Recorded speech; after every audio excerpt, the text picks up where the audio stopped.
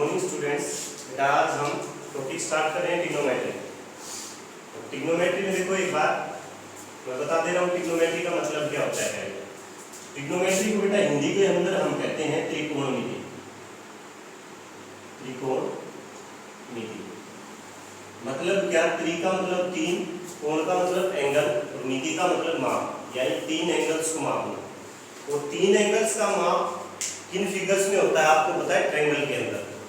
और जो ट्रिग्नोमेट्री होती है बेटा ट्रायंगल का एक पार्ट को उठाती है। वो ट्रायंगल के कौन से पार्ट को उठाती है? राइट एंगल ट्रायंगल को उठाती है। यानी सारी की सारी ट्रिग्नोमेट्री है ना राइट एंगल ट्रायंगल के इर्द गिर्द घूमती है। कहाँ पे?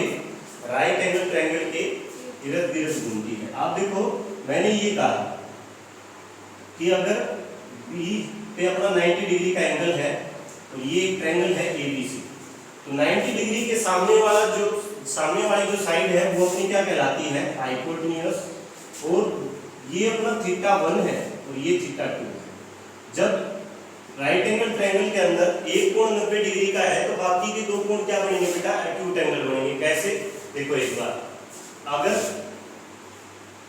देखो हमें पता है θ1 प्लस θ2 और इसको नाम दे देते हैं एक बार θ3 प्लस में क्या? θ3। ये टोटल 180 डिग्री के हैं और θ1 प्लस θ2 प्लस में 90 डिग्री इज इक्वल टू 180 हो गया।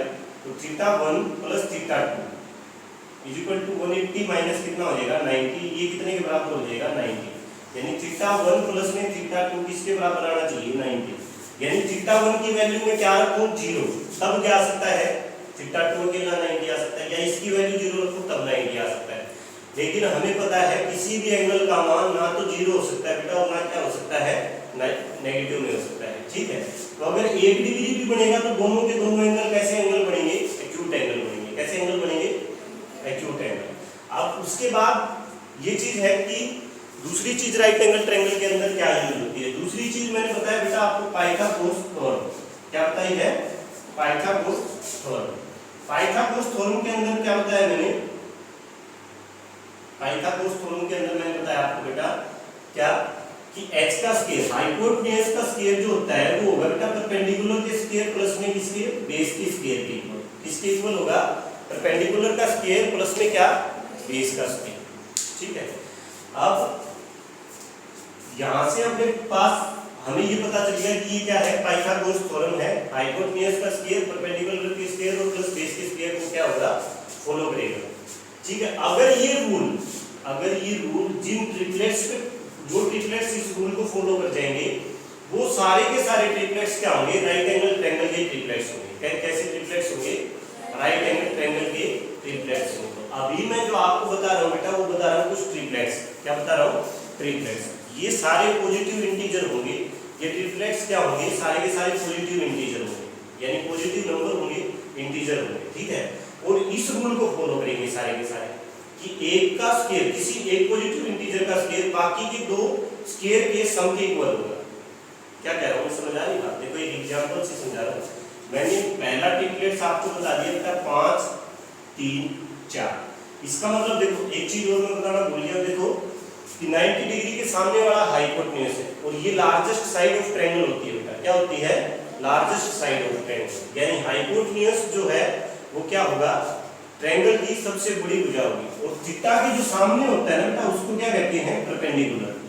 एक एंगल दिया मिलेगा आपको थीटा, और थीटा के सामने वाला क्या होता है? परपेंडिकुलर। तो बाकी की जो साइड बचती वो क्या होती है?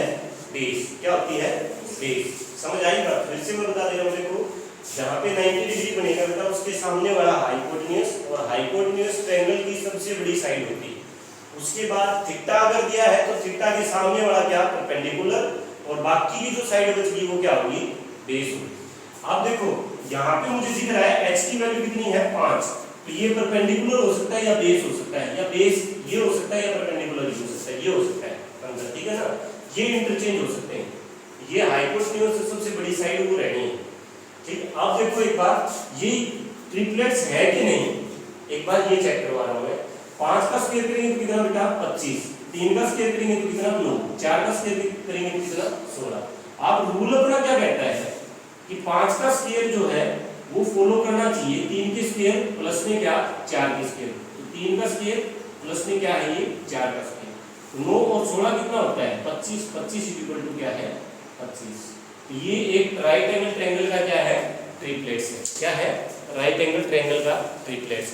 यानी अगर मैं ये कहूँ कि बेटा अगर आपको साइड दी थी ट्रायंगल की 5 3 4 तो डेफिनेटली आप ये चीज समझोगे कि ये जो साइड है ना वो राइट एंगल ट्रायंगल की साइड है। किसकी साइड है राइट एंगल ट्रायंगल की साइड। समझ आ गई बात मैंने जो कहा है। यानी अगर मैंने ट्रिपलेट्स बता दिया बेटा 5 3 4 तो आप डायरेक्ट समझ जाओगे कि ये ट्रिपलेट्स है जी। और ट्रिपलेट्स में 5 क्या है हाइपोटेन्यूज है, 3 और 4 क्या है दो अदर साइड है। समझ आ गई बात। और ये कैसी ट्रायंगल है राइट एंगल ट्रायंगल।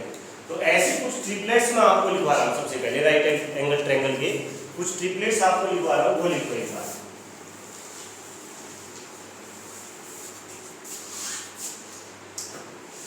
देखो एक बार मैंने कहा 5 3 4 पहला ट्रिपलेट्स मैंने लिखवाया है 5 3 4 5 3 4। उसके बाद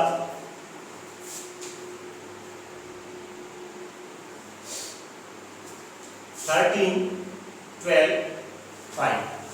उसके बाद 13 12 5 13 12 5। 13 12 5 की क्या है ट्रिपलेट्स। समझ आई बात। सोल्व करके देखेंगे साथ सभी को बता दूंगा, जिसमें डाउट हो बता देना। सोल्व करके दिखा देंगे। मैं जो लिखवा रहा हूँ वो लिखवा रहा हूँ ट्रिपलेट्स। क्या लिखवा रहा हूँ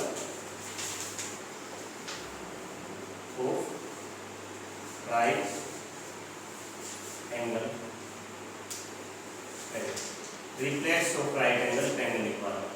ठीक है ये होंगे triplets of right angle triangle आपके पास 5 3 4 13 12 5 13 12 5। उसके बाद नेक्स्ट जो है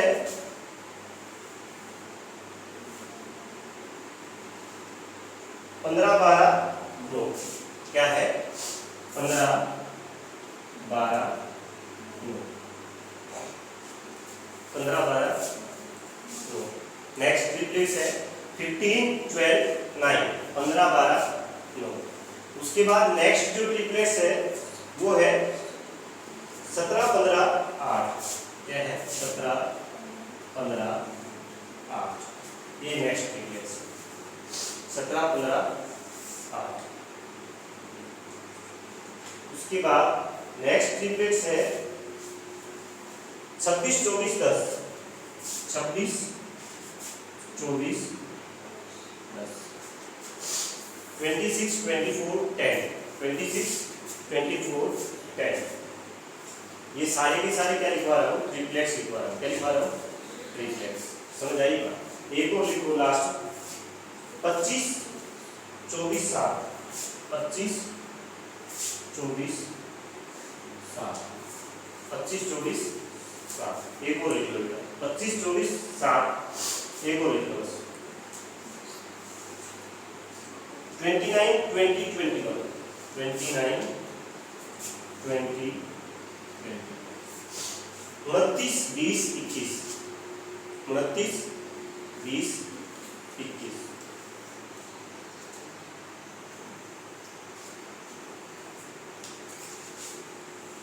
29 20 21। ये सारे के सारे क्या है ट्रिपलेट्स।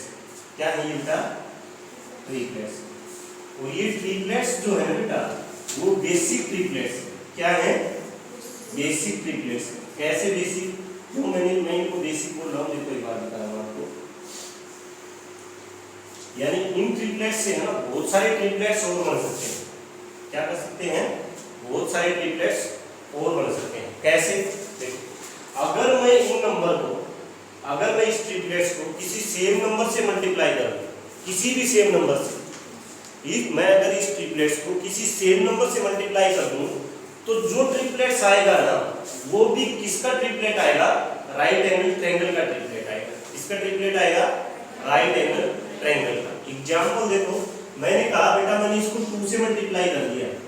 पूरी ट्रिपलेट को 2 से मल्टीप्लाई करूंगा तो ये कितना हो जाएगा 10 6 8 10 6 8। समझ आएगा 10 6 8।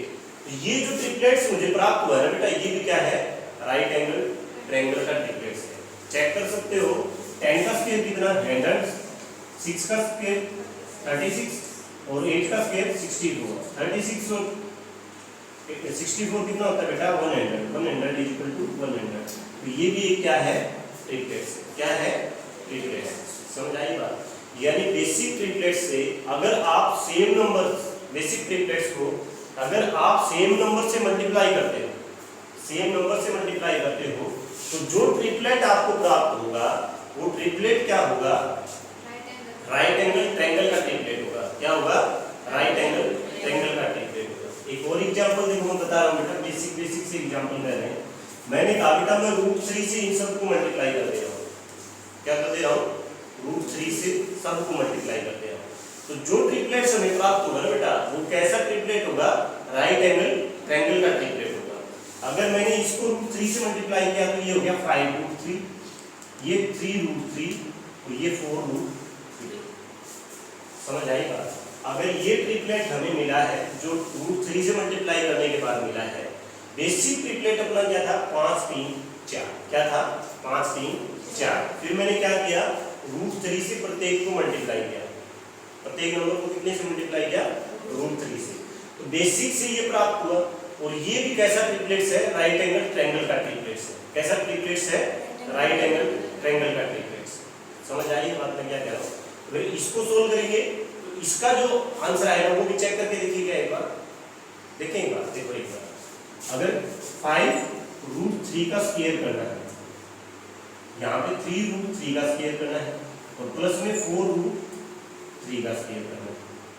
देखो इस बार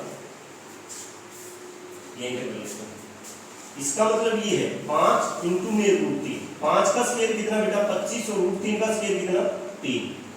ठीक है, अब 3 का रूट कितना बेटा 3 का स्क्वायर कितना 9 और इंटू में कितना 3। 4 का स्क्वायर कितना 16 और इंटू में कितना बेटा 3। 9 किया कितना बेटा 27 और 16 किया कितना 48 कितना और 25 किया कितना होता है बेटा 75। इसको ऐड करके देखो 75 = 75 आएगा कि नहीं आएगा? आएगा। इसका मतलब जो ट्रिपलेट हमने बेसिक ट्रिपलेट से प्राप्त किया है वो भी क्या है? राइट एंगल ट्रायंगल का ट्रिपलेट है। मैं जो समझा रहा हूँ समझ आ रही है क्या? या सर के ऊपर से जा रही है? थोड़ा बहुत समझ आ रही है? मैं ये कह रहा हूँ बेटा जो मैंने ट्रिपलेट्स आपको लिखवा दिए हैं ना, ये बेसिक ट्रिपलेट्स क्या है? Basic triplets. यानी इनसे हम और ट्रिपलेट्स प्राप्त कर सकते हैं। कैसे प्राप्त कर सकते हैं? आप सेम नंबर से क्या करोगे? मल्टीप्लाई करोगे। क्या करोगे? सेम नंबर से मल्टीप्लाई करोगे। समझ आई बात? समझ आई है क्या? ठीक है, अभी एक और एग्जांपल मैं बता रहा हूँ, उसके बाद ट्रिपलेट्स को छोड़ के थोड़ा सा आगे बढ़ते हैं। एक चीज और बता रहा हूँ बेटा, देखो अभी मैंने लिखवा दी, आपने लिख ली तो काम खत्म नहीं हो गया। मैंने लिखवा दिया, आपने लिख लिया, कॉपी में काम खत्म नहीं हुआ, इनको याद करना है। समझ आई बात? मैं केवल इसलिए नहीं पढ़ा रहा हूँ आपको कि मैं यहाँ से है ना तुम 8th कर जाओ, 9th कर जाओ, 10th कर जाओ, 12th कर जाओ और सर्टिफिकेट लेके घर पे बैठ जाओ। ठीक है, इसलिए नहीं पढ़ा। किस लिए पढ़ा रहा हूँ? हैं? किस लिए पढ़ा रहा हूँ? अच्छी जॉब के लिए पढ़ा रहा हूँ। किस लिए पढ़ा रहा हूँ? अच्छी जॉब के लिए। बेसिक तरीके कहीं नहीं मिलेंगे। अभी से वो आदत मिलेगी मेरे अंदर कि तुम्हें कंपटीशन की तरफ धकेलना है। किस तरफ धकेलना है? कंपटीशन की तरफ। यानी अभी से तुम्हारे दिमाग को उस तरफ डाइवर्ट कर देना है कि हमें जाके क्या करना है। ये नहीं 12th के बाद मतलब 12th तक सोए हुए हो, 12th के बाद एकदम से उठोगे, ओहो गलती कर दी है, मुझे करना कुछ था, मैं कर क्या रहा कर कुछ होगा, ऐसा नहीं। ठीक है ना? अभी से उसी आदत को, उस आदत में हमें डरना है अभी से। ठीक है, जो चीजें करा रहा हूँ वो समझो कि श्योर एंड सर्टेन, इससे ऊपर कुछ नहीं है।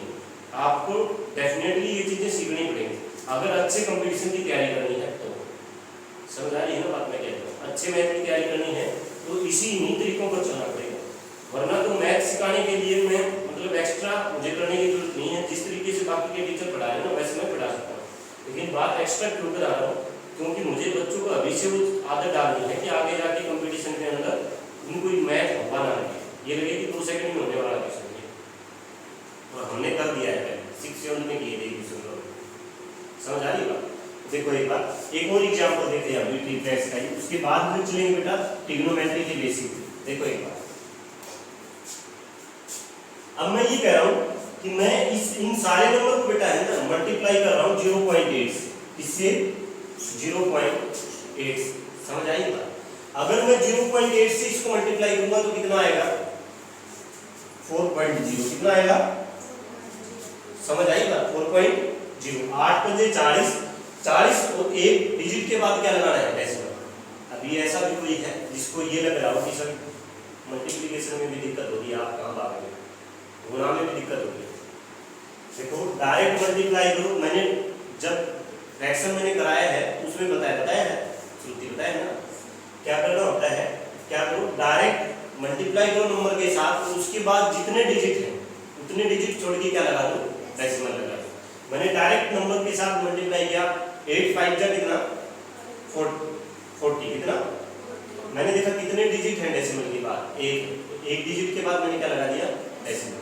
समझ बात आई ठीक है। अब इसको भी 0.8 से मल्टीप्लाई करना है, 0.8 से इसको मल्टीप्लाई करूंगा तो 3 8 जा कितना 3 8 जा कितना 24, कितना 24।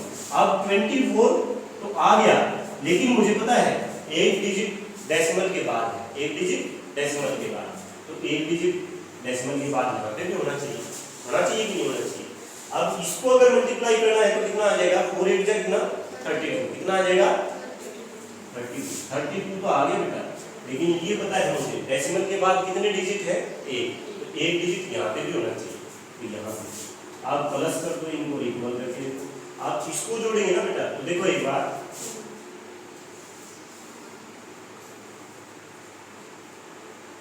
क्या कुछ गड़बड़ कर दी, सॉरी अभी स्केयर नहीं किया है, अब इनका स्केयर करना है। तो देखो स्केयर करते समय क्या करना है, डायरेक्ट 4 का स्केयर करो कितना 4 का स्केयर करेंगे तो कितना कितना बताया है 16, कितना बताया था पहले 8। 24 का स्केयर कितना होता है बेटा, कितना होता है 576 होता है, कितना होता है।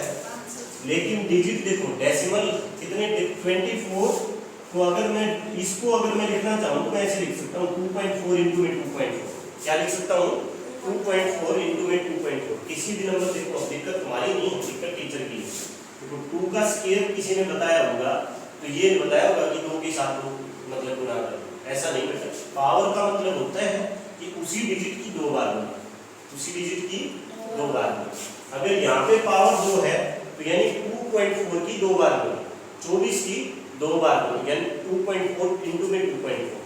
अगर 24 की 2 बार डायरेक्ट मैंने कहा है, डेसिमल कराते समय मैंने बताया था बेटा कि डेसिमल को आप काउंट करो, क्या करो डायरेक्ट मल्टीप्लाई कर दो। 24 की मल्टीप्लाई करेंगे तो इसका मतलब क्या 24 का स्क्वायर कर दो डायरेक्ट, और 24 का स्क्वायर कितना होता है 576 होता है, कितना होता है 576।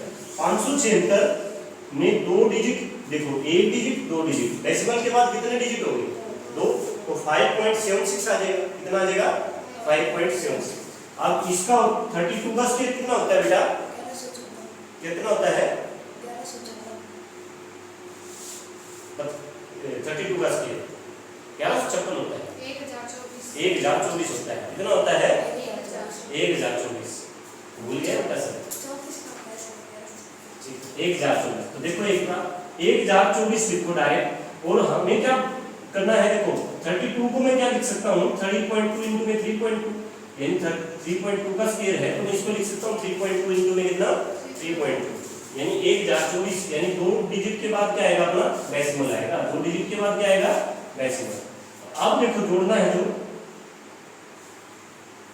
2, तो यहाँ पे डेसिमल 0 1, अब इसको जोड़ो 6 4 कितना 10, 7 2 9 1 कितना 10, कैरी कितना 1, 5 और 1 कितना 6, 1 16.00, 16 के बराबर है कि बेटा ये है क्या। तो मैंने ये बता दिया, मेरा कहने का मतलब जो था ना, मैंने पॉइंट लगा के बता दिया, हुक लगा के बता दिया, डायरेक्ट नंबर से बता दिया। ये अपने क्या है बेसिक ट्रिपलेट्स है, क्या है बेसिक ट्रिपलेट्स। आप इसको किसी भी नंबर के साथ यानी रूट वाले नंबर के साथ मल्टीप्लाई हो, लेकिन वो नंबर सेम होना चाहिए बेटा, क्या होना चाहिए नंबर सेम होना चाहिए। बेसिक ट्रिपलेट से हम और अधिक ट्रिपलेट्स प्राप्त कर सकते हैं। कर सकते हैं कि नहीं, दिखाया मैंने, कर सकते हैं ना। √3 से मल्टीप्लाई किया तब भी अपना क्या है, ट्रिपलेट आया। 0.8 से मल्टीप्लाई किया तब भी क्या आया, ट्रिपलेट आया। जब मैंने इसको 2 से मल्टीप्लाई किया तब भी क्या आया, ट्रिपलेट आया। यानी अगर सेम नंबर से एक ट्रिपलेट को आप क्या करते हो, मल्टीप्लाई करते हो, तो जो ट्रिपलेट आएगा वो भी क्या होगा, ट्रायंगल का ट्रिपलेट ही होगा। ट्रायंगल, राइट एंगल ट्रायंगल का क्या होगा, ट्रिपलेट ही होगा। समझ आई इतनी बात, पक्का? ठीक, अब चलो आगे चलते हैं। अब यहाँ तक तो चीजें 6 7 में हमने कर ली, 6 क्लास में कर ली। अब देखो थोड़ा सा आगे चलते हैं, सारा हटा देता हूँ एक बार में।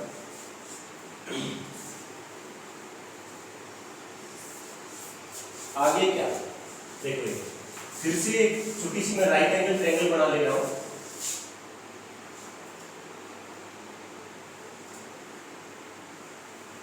ए बी सी राइट एंगल है बी पे, तो ये अपना एच हो गया, यहाँ पे थीटा है, तो ये अपना पी हो गया, ये अपना बी हो गया।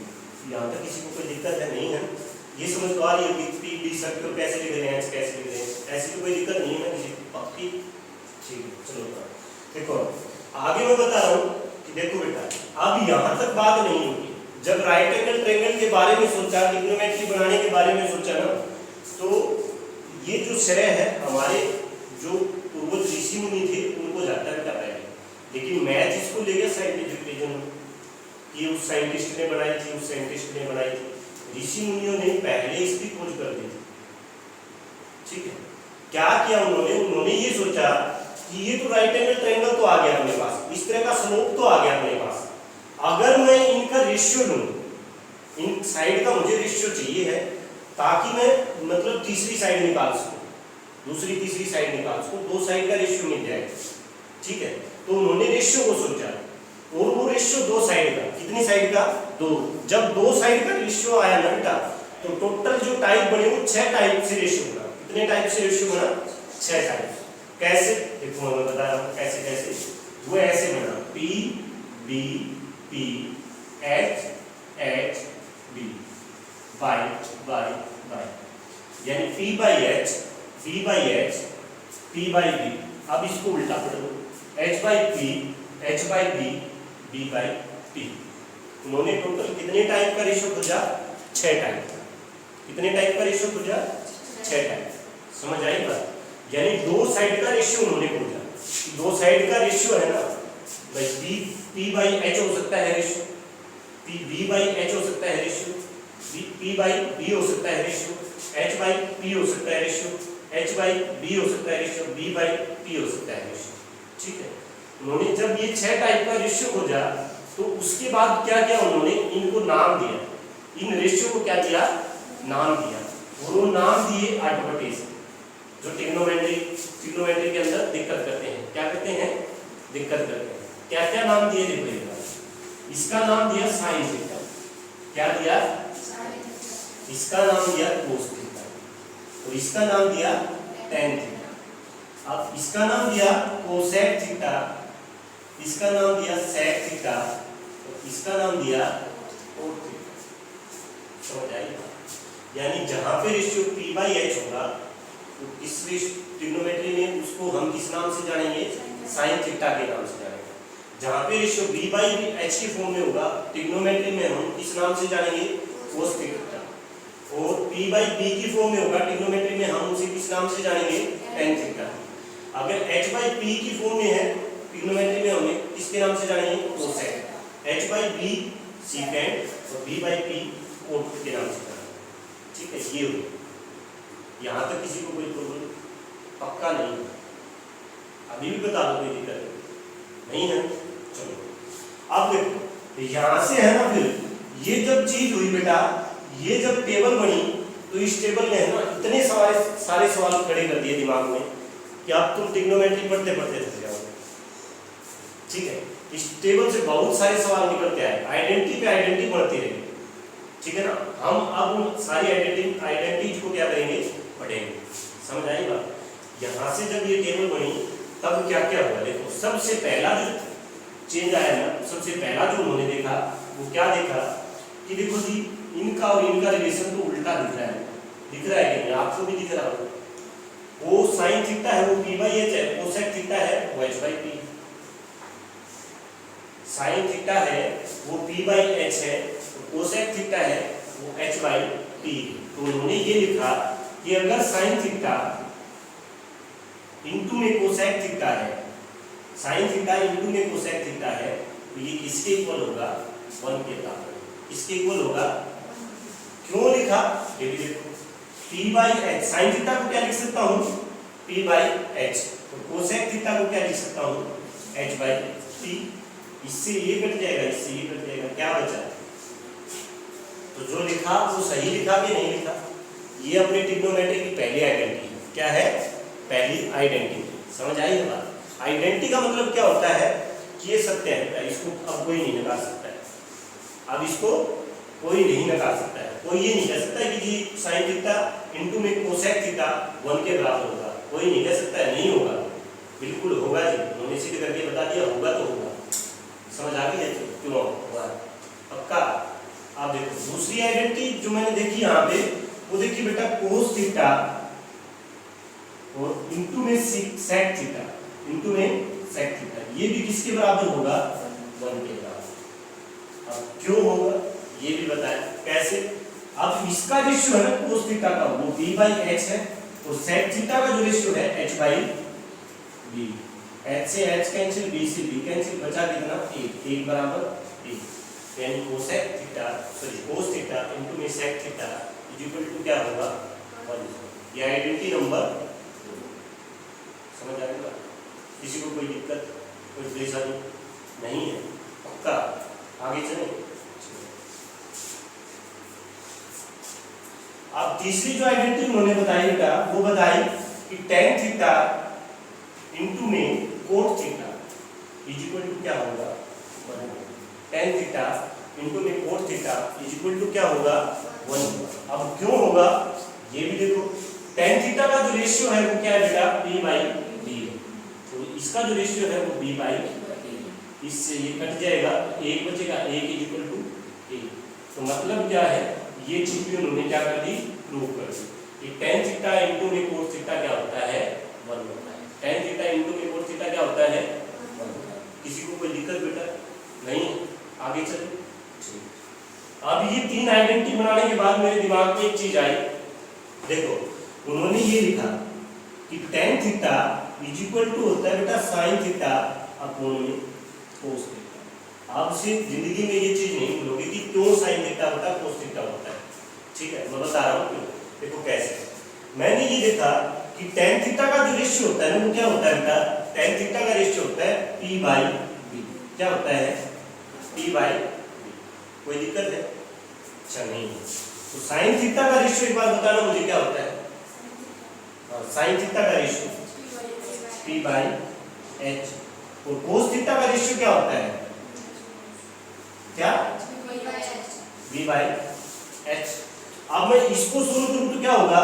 p/h और इनटू में क्या? h/b। h से h कट गया, बचा क्या? p/b। और यहाँ पे भी क्या था? यानी tan थीटा किसके इक्वल हो गया? sin थीटा अपॉन में cos थीटा। या फिर बेटा आप क्या कर सकते थे? ऐसे लिख सकते थे। इसको रख कर प्रूव करवाया है, हटा दो।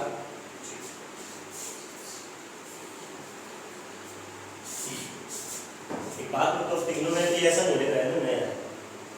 नहीं लग रहा है। इतना आराम से नहीं पढ़ाया मैंने, करेगा नहीं पढ़ाया, इस तरह से भी नहीं पढ़ाया। डायरेक्ट आइडेंटिटी बताई है वो निकल गया हमारे। आप बिल्कुल ऐसे बता रहा हूँ कि बस सबको सीखना है। ठीक है ना? चाहे 8th हो, चाहे 9th हो, चाहे 10th हो, चाहे 11th हो, 12th। और अभी इतनी आइडेंटिटी सीख लेंगे हम कि मैं ये गारंटी ले रहा हूँ बेटा, 12th की केवल गारंटी नहीं दे रहा हूँ। उसके बाद NDA CDS 15-15 क्वेश्चन देते हैं ट्रिग्नोमेट्री। CGL में भी 8 से 9 क्वेश्चन आ रहे हैं, CHSL में भी 6 से 7 क्वेश्चन आते हैं। तो जो भी एग्जाम कॉम्पिटिटिव आप दोगे ना, ट्रिग्नोमेट्री को सेकंड में उतारना। ट्रिग्नोमेट्री देखते ही ये लगेगा कि हलवा मिल गया, 2 सेकंड में इसको खत्म कर लेंगे। इतनी इजी हो जाएगी। बस शर्त एक ही है, जितनी मैं इजी वे से कराता हूँ उतना आपको सीखना भी ठीक है, उतना गेन करना है। तो जिस दिन थक जाओ ना कि सर बस यहाँ तक हो, इतनी ही है, इतना ही कर सकते हैं बस, वहीं तक ठीक, उससे आगे नहीं करना, यहाँ तक ठीक है क्या है? हाँ भाई चलो अभी थोड़ा सा और चलेंगे, अभी कुछ नहीं हुआ है, कराया कुछ है ही नहीं, ऐसे ही रहे तो आप ठीक बहुत हो गया ऐसे। C B T H H B sine cos N. अब इसका है ना बेटा, इसको याद करने का भी एक वो होता है, क्या होता है, ट्रिक होती है। ट्रिक ब्रिक कुछ नहीं होती है, बकवास होती है, फिर भी मैं बता दे रहा हूँ क्या ट्रिक होती है। क्या? पंडित बदरी प्रसाद हर हर बोले सोना चांदी बोले, यानी पी से क्या पंडित, बी से क्या बदरी, पी से क्या प्रसाद, एच से क्या हर, एच से क्या हर, बी से क्या बोले, एच से क्या सोना, सी से क्या चांदी, डी से क्या तोता। समझ आ गई बात क्या है? पंडित बदरी प्रसाद सही, पंडित बदरी प्रसाद हर हर बोले सोना चांदी तोता। ठीक है, याद करना है कैसे भी करो। ठीक, चलो आगे चलते हैं। मैंने बताया कि बेटा tan theta is equal to, देखो tan थीटा को मैंने लिख दिया sin थीटा अपॉन में क्या cos थीटा। तो मैंने कहा कैसे आया है, tan का जो रेशियो है बेटा क्या है, p/b है, और sin का जो रेशियो है वो क्या है, p/h है, तो इसका रेशियो b/h है। अगर हम इसको सोल्व करेंगे ना तो बेटा ये हो जाएगा p/h इनटू में, ये डिनोमिनेटर जब ऊपर जाता है तो क्या होता है, पलट जाता है, क्या होता है, पलट जाता है, ये हो जाएगा h बाई क्या b, h से h कैंसिल, बचेगा क्या p/b, यहाँ पे भी क्या था p/b, रेशियो इक्वल हो गया। तो इसका मतलब क्या, ये तो हमने नाम दिए थे, क्या दिए थे, नाम दिए थे, रेशियो को नाम दिए थे बस, ठीक है, रेशियो इक्वल हो गया, बात खत्म। अब ये नाम भी इक्वल होने चाहिए, समझ आई बात में क्या कह रहा हूँ। अब लास्ट का जो एक और आइडेंटिटी बच गई अपनी, वो है cos theta equal to cos theta upon में क्या sin थीटा। क्यों होता है, क्यों होता है ये चीज, cos थीटा का जो रेशियो है बेटा वो क्या है, cos थीटा का रेशियो अपने पास है b/p, क्या है b/p, और cos थीटा का रेशियो क्या है b/h, और इसका रेशियो क्या है sin थीटा का p/h। अब इसको सोल्व करेंगे तो b/t इज इक्वल टू हो जाएगा b/h इनटू में h बाई p, h से क्या h कैंसिल, और बचेगा क्या बेटा b/p is equal to b/t। इसका मतलब क्या है, जो उसने कहा वो सही सत्य कहा है, मान गए और बात को, इसको क्यों इक्वल होता है रेशियो, समझ आई बात, कैसे हुआ, नहीं हुआ, नहीं है सब। मैंने ये कहा बेटा cos theta is equal to होगा cos थीटा अपॉन में sin थीटा, क्या होगा cos थीटा अपॉन में sin थीटा। अब ये चीज आपको मैंने ये नहीं कहा कि रट लो बेटा इसको, क्यों, क्योंकि मैं बता रहा हूँ कि कैसे इक्वल होता है। cos थीटा का रेशियो होता है b/t, बेस अपॉन परपेंडिकुलर। अब जो cos थीटा है उसका रेशियो है b/h, अपॉन में आ जाएगा sin थीटा का रेशियो क्या p/h। अब b/h का b/h और इनटू में क्या करोगे h/p, h से h कैंसिल हो जाएगा, ऊपर क्या बचेगा b और नीचे क्या बचेगा p, और यहाँ पे भी क्या था b/p, b/p इक्वल टू क्या हो गया b/p। इसका मतलब क्या है, cos थीटा इक्वल होगा cos थीटा इनटू में sin थीटा। यहाँ तक किसी को कोई दिक्कत नहीं, पक्का कन्फर्म, ठीक। अब आगे चले आगे, ठीक। कुछ आइडेंटिटीज और देखते हैं, उससे पहले टेबल करा दूं क्या, एंगल्स नहीं, या फिर आइडेंटिटी चलेंगे, हैं आइडेंटिटी चलेंगे।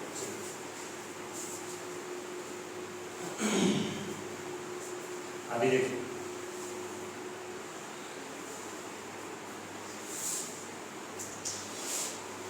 नेक्स्ट आइडेंटिटी जो है अपने पास वो है बेटा sin square theta plus cos square theta is equal to होता है, क्या होता है, sin स्क्वायर थीटा प्लस में cos square theta is equal to क्या होता है,